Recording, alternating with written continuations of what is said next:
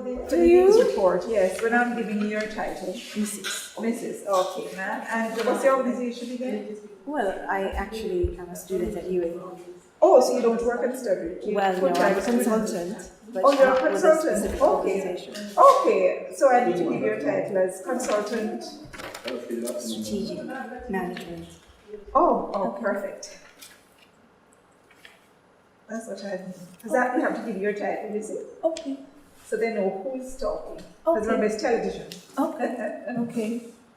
And if it was really a person interviewing would say, so I'm speaking with Mrs. Corent McDonald, who is a consultant in strategic management. Ms. McDonald, thanks for joining me. But that's on radio, but you're on TV now. Okay. So, change now or, sorry my friend, let me know when you're ready. Sorry, sir. I'm ready. You are ready, okay, perfect. Change now or die. Some very strong words here, Miss McDonald. Mrs. rather. Based on your experience, well, or perhaps not, because your study here would indicate that you have done a lot of interviews. That's right. The information contained in the study. That's correct. And you have some very strong words here, that the organization will die if the employees don't adapt to change. Why is it important for you to make this claim? Okay, so let me just clarify. It's not about the employee. Well, it's about the employees changing, but it's essentially about the organization itself changing both strategically and operationally. So recognizing that we are in a global economy, a global world whereby, things are changing rapidly. And so our organizations locally must also recognize that they belong to the global world, in the global market. And as such, they need to adapt. Adapting to changes that are happening technologically and otherwise, they too need to change. But my study actually found, in interviewing a number of individuals in several organizations, excuse me, that whilst organizations are planning change or planning to change, change is not necessarily in relation to the culture of the organization. It's about changing processes and practices, etc. And so then they're not actually preparing the foundation for the change, which the study found was essential to having successful change. So the heading, change or die, means that all that you're doing in the organization to change, if you're not preparing the context, the environmental context for the change, so preparing the environmental context means preparing the people to change. So an environment could be negative, and if you're going to change is particularly disruptive at any time. And if you're preparing to change, the culture is important. It's important that the culture, you revisit your culture with a view to preparing people's mindsets to change. Okay, and this is across the board as it relates to private and public? My study was primarily with private sector organizations. Private sector organizations. Right. And why do you think there is this fear, I don't know if it's a fear or an unwillingness to change, or to prepare the organization to change? Well, I'm not sure. Well, it's not a fear. I think it's a practice. It's a long held practice, or the organizations are probably, in my mind, are held hostage by historical structures, whereby, they're, as much as they're changing, they're still remaining the same. So it sounds paradoxical, but they're changing, but the essential organization is not, the framework of the organization is not changing to accept the change that they're putting in place. Okay, so if you were to identify a list of factors that are critical to this change taking place, what are the three most important factors? Leadership, communication, and support for our employees. All right. Give an example as it relates to leadership. Okay. So having a week, there are two organizations. One organization initially had strong leadership in the preparatory phase of the change. So there are three phases of the change. That were identified. The proprietary stage in one organization was pretty strong, was very, very strong. And in that, people were very enthusiastic. They looked forward to the change, and they felt supported. Second phase of the change, the leadership was not there. They didn't feel the leadership. Feeling the leadership meaning he was talking to them, he was telling them what was happening as he did in the first phase. That was not there. He was literally absent. And people basically started feeling left out. They felt the organization didn't care. They were not valued. They felt unrespected. They felt not supported. And that would have affected their behavior generally, and also the way they operated in terms of their work. And if they're not working, if they're not doing if they're not implementing the change, then it is likely that change is not going to be successful. And if it's not successful, then the organization would have wasted a lot of resources in implementing this change. Okay, so communication as it relates to how they communicate the change to the employees, or is it one-on-one communication? It's a how, but it's also a what. It's what is communicated to staff. It's it's communicating per se, really, in general. So organization too did not communicate at all. So they were changing, but there was no communication. So people basically came up with their own ideas, they had their own perceptions as to what the change was all about. And things happened, and it was very unsuccessful. So whereas the first organization, you may say that change was partially successful. The second organization, it was recognized that change failed completely. Okay, well, it was a non-starter. You would have had something to compare it with, a company to compare it with. Was there any positive organization where change took place? That you could compare? Well, as I said, there were just two organizations. Okay. The study would have looked at these two organizations, but if I were to compare the two, say company one, if they had continued as they had in the phase one of the change, they would have, it was clear that the experiences would have been completely different. Whereas in company two, where there was nothing happening in terms of communication or leadership. Okay. How does finances, what role does finance play in change in an organization? Well, that's important because change invariably requires resources. And if it's not available, it's again, what the company is expecting to achieve, they're not likely to do that. So did that factor in your study? Because sometimes that delays the Well, change. Resources was a factor, but it was not a primary factor. So it was all human then? It was more contextual.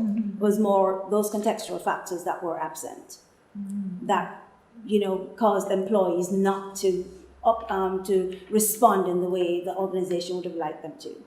Why did you choose a private sector as opposed to a government one? Because private sector organizations, because they're profit making, and part of change is about making, becoming more efficient, more effective, more efficient in relation to your products and services, with a view to building market share as well.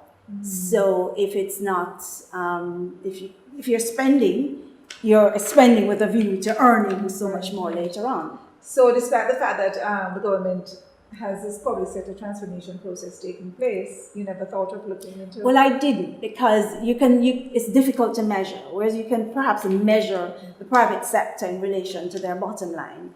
It's difficult to do that in the public sector. What motivated you to conduct this study? Primarily because there's so many organizations.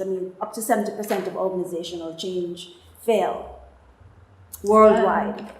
So do you have any stats as it relates to Jamaica? We don't. So my study will kind of give us some foundation to go on. Oh, interesting. So, in terms of your study trying to impact how we go forward for other organizations? Are you planning to pass this information on to other organizations? I mean, what's the value of the study if you can't use it elsewhere?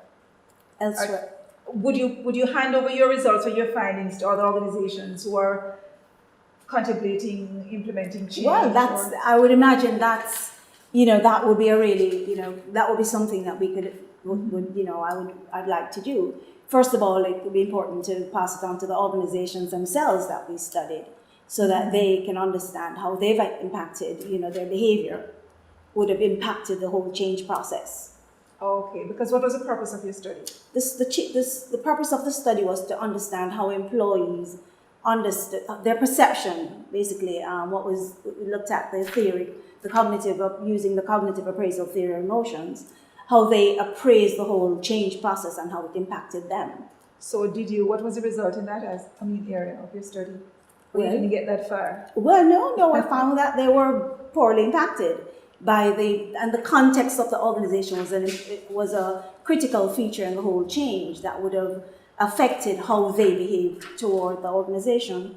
I noticed that you place a lot of emphasis on the management, and little emphasis was placed on the employee's role. Yes, they have to be motivated, but they also have a part to play, because not all the time, I'm an employee, and there are times when things aren't happening, and hey, I have to, get up and say, let's do something here. Right. So I get the impression you're a bit soft on the employees. Why? Well, maybe, but also, this understanding, I think what came out really is that the context of the organization was a critical factor. So you live in an organization for 8 hours a day, and if you're not feeling respected or supported, you don't get the support that you need to conduct your work, carry out your work. Deal with it. No, if you're not getting the support you need to do your work, then people get frustrated eventually. So you can do so much with the little that you have, but for how long can you do that? For how long can you conduct or to implement or continue to implement the change with little or no resources? You're not going to get the results. Well, so people will work because they know they have to. They have a job to do, and their job, what they do will impact another, section of the business, etc. And they'll do it. But then there comes a time when they just can't do anymore. If their job relies on or requires them to get resources from outside, and if the person who is supposed to order the resources can't order the resources because the finances aren't there, then they can't very well do their job. And that causes frustration and lack of motivation. And was this a factor in your study? It was a factor in my study. Oh, to a large extent? Not to a large extent. What percentage? In one organization. Oh, what in percentage? One organization. It would have been maybe about 50%. Huh? About 50%. Okay, in your first organization that you said it was more positive, what role did that play? What percentage was that in that organization? In that organization, maybe I would say about 20%. Not a great deal. Okay, I see. Because I'm wondering how much the impact of resources has to do with the success of the change in the organization. I have been in situations where, I had little or nothing to work with. And I believe if that's how you feel, then you either try to change or you leave. But don't complain and sit there and say, Well, and that's fine. So some people will contemplate leaving. So they may be, they're unwilling to do certain things. They may, withdraw psychologically. And they withdraw psychologically because a lot of people don't, the work environment is not, there's not a lot of jobs out there. And if you're in particular or certain organizations, there are benefits that you get that you're not likely to get elsewhere. Oh, well, so they're held hostage by the benefits that they get from the organization. No, if you're so miserable, no, Mrs. Bent, your state of mind far outweighs any benefit. At the end of the day, you can die and benefit. No, but realistically, some people do go. And we have to face that fact. But there are people who just don't, can't do any better at that point in time, so they're there. Or maybe while they're there, they're looking around, so the sad thing is that they would have withdrawn psychologically from the jobs. So we maybe look at that as being disengaged. Okay. Well, that means that perhaps it's their behavior. They withdraw psychologically at home too when there's a problem. Well, perhaps it's I think it's a two-way. It's a two-way situation. It's two ways. It's the organization has issues. Individuals probably have. No doubt have their issues as well. But at some point, they have to meet somewhere. Well, yes, and I'm agreeing with you. Yeah. If there is one takeaway from the study, what would it be? Right. Organizations. Okay. Well, let me not. Well, no.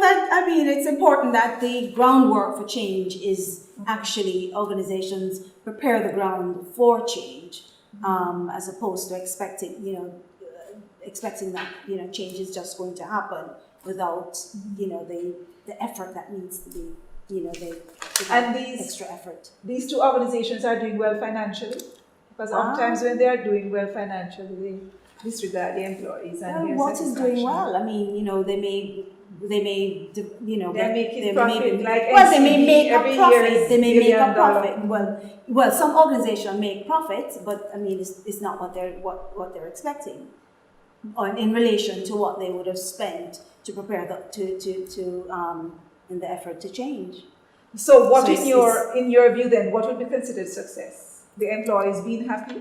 Success is if at the end of the day the organizations can honestly say that they have actually successfully changed.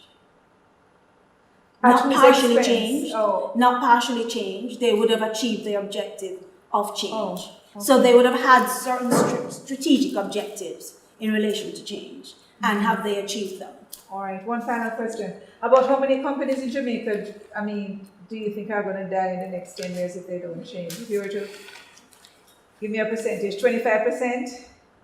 100% of Jamaican it's very difficult to say. You can't give me a guess. It's very difficult to say. Because we're still cocooned, and we're not doing well. But you have a very strong statement here, change or die. And survival of organizations is dependent on their ability to change. It really is. And a lot of the organizations and a lot of them are resisting change in the most possible way, in the biggest way.